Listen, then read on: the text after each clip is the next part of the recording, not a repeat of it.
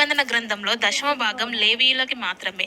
అయితే క్రొత్త నిబంధన గ్రంథంలో క్రైస్తవులు దేనిని సమర్పించాలి? బీద విధవరాలు తన 2 కాసులు ఇచ్చేసింది కదా అంటే దశమ భాగానికి కానుకకి మధ్య ఉన్న డిఫరెన్స్ ఏంటి అనేది మనం ఈ వీడియోలో తెలుసుకుందాం. మొదటిగా దశమ భాగం అనేది ఇజ్రాయేలీలో లేవీయులకు సమర్పించాలి. ఎందుకంటే వాళ్ళకి భూమి లేదు. అలాగే ఇజ్రాయేలీలు దేవుని మందిరానికి ఇవ్వాలి.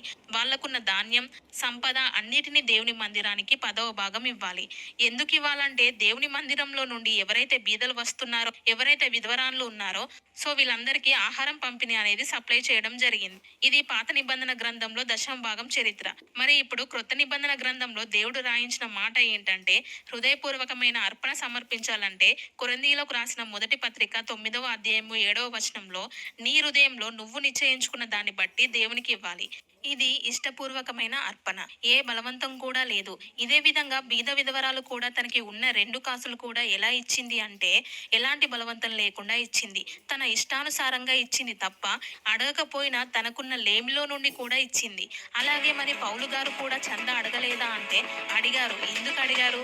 కొరింథీ పట్టణస్థుల్ని, మసదోనియా సంఘస్థులు, అకేయ సంఘాన్ని చందా పోగు చేయమన్నాడు. మీకు కలిగిన సమృద్ధిలో నుండి చందా కలగజేయండి అని. ఎందుకు కలగజేశారు అంటే సందర్భాన్ని ఆలోచిస్తే యెరూషలేము ప్రాంతంలో గొప్ప కరువు ఉంది. తినడానికి ఏమీ లేదు. ఇప్పుడు ఎక్కడెక్కడైతే కొంత చందా పోగు చేశారో ఆయన తన సువార్త పనికే వాడారు. ఆ చందాని తీసుకెళ్లి ఎవరికి ఇచ్చారంటే రోమపత్రిక 15వ అధ్యాయము 25వ వచనంలో ఆ చందనంతా తీసుకెళ్లి యెరూషలేం పట్టణస్థులకి, వాళ్ళ పరిశుద్ధులకు ఇచ్చాడు. అది పౌలు గారికి ఉన్న కమిట్మెంట్. కానీ ఇప్పుడు మనం ఇచ్చే ప్రతి రూపాయి ఎవరి పనిలో వాడబడాలో తెలుసా? దేవుని పనికి వాడబడాలి. కానీ ఇప్పుడు అలా జరుగుతుందా? మనం ఇచ్చేది దేవుని పనికే. మరి దేవునికే ఇస్తున్నాం మనం. కానీ మనం ఇచ్చిన ప్రతి రూపాయి సేవకుడు ఎలా వాడుతున్నాడు? తన సొంత లగ్జరీ కోసం వాడుతున్నాడా? అది దేవుడు ఒప్పుకోడు ఖచ్చితంగా. నా దశమ భాగాన్ని దొంగలిస్తున్నారని ఒకప్పుడు ఆయన చెప్పిన ఆయన ఇప్పుడు దేవుని సంపదన కూడా దొంగలిస్తున్నారు.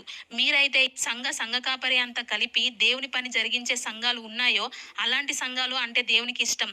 అలాంటి వారికి దేవుడు పని ఇంకా గొప్పగా చేస్తారు. వాళ్ళకి ఇవ్వండి. అంతేగాని తమ యొక్క ఆస్తులు కూడబెట్టుకోవడం కోసం సేవ జరిగించే బడా సేవకులకు ఇవ్వకండి. ఎందుకంటే వాళ్ళు మీ దగ్గర నుండి దోచుకొని వాళ్ళ యొక్క యూజ్లకే వాడుకుంటున్నారు. కనీసం బీదవారికి కనీసం ఒక్క ఆహారం పెట్టిన వాళ్ళైనా ఉన్నారా? కొంతమందిలో లేరు.